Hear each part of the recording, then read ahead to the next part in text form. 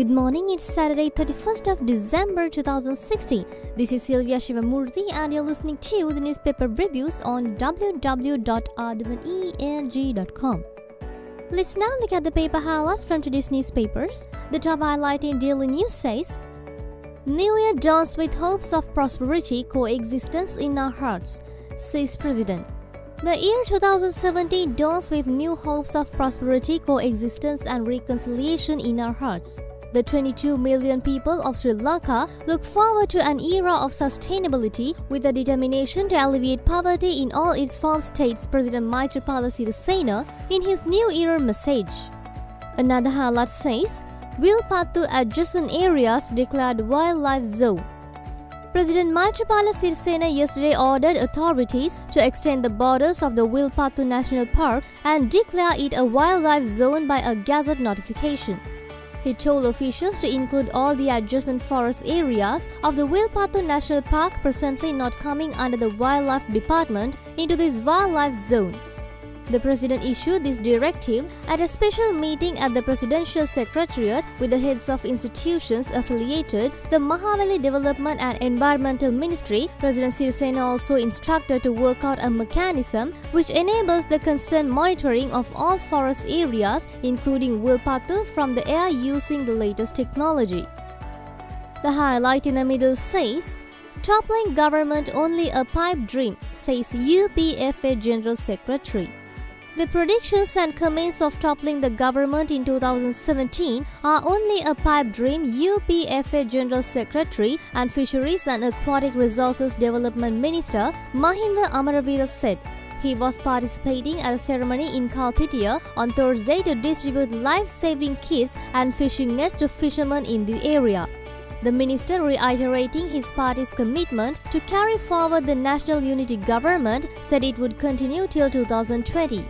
This is not a UNP government or an SLFP government, but a national government. Both parties should cease claiming sole ownership of the government, asking other party to leave. What is important is giving the best to the people by taking constructive ideas of both sides while paying attention to criticisms, he said.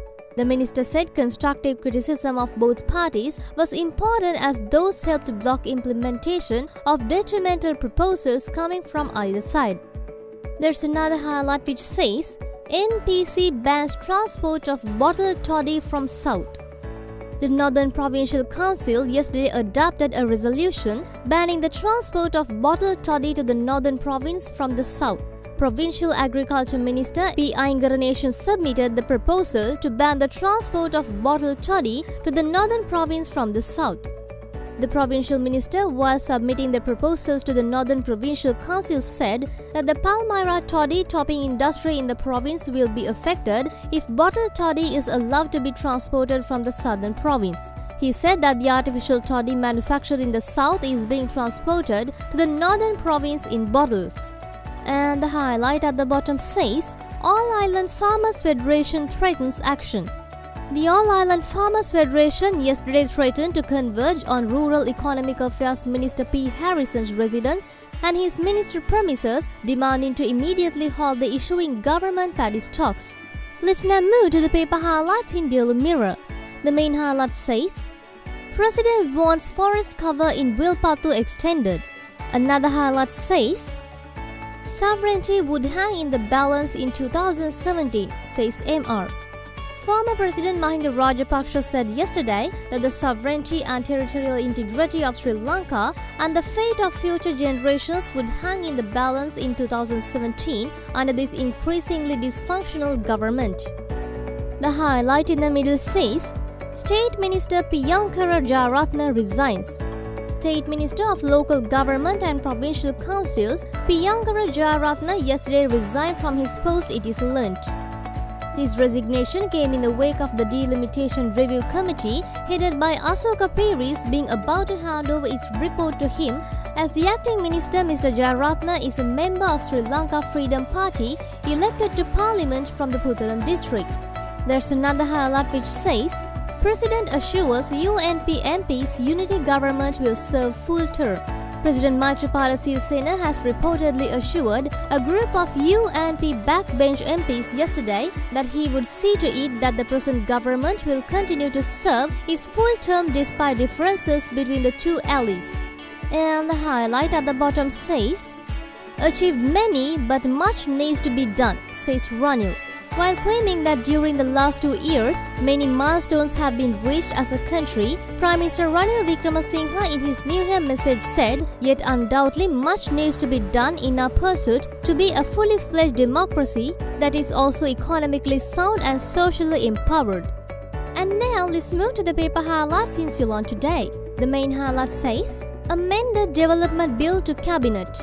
The Ministry of National Policies and Economic Affairs is planning to submit an amended development bill to the cabinet when it next convenes on January 3rd next year, sources said. The sources added the decision to submit an amended bill to cabinet had been taken on the advice of Prime Minister Ranil Wickremesinghe.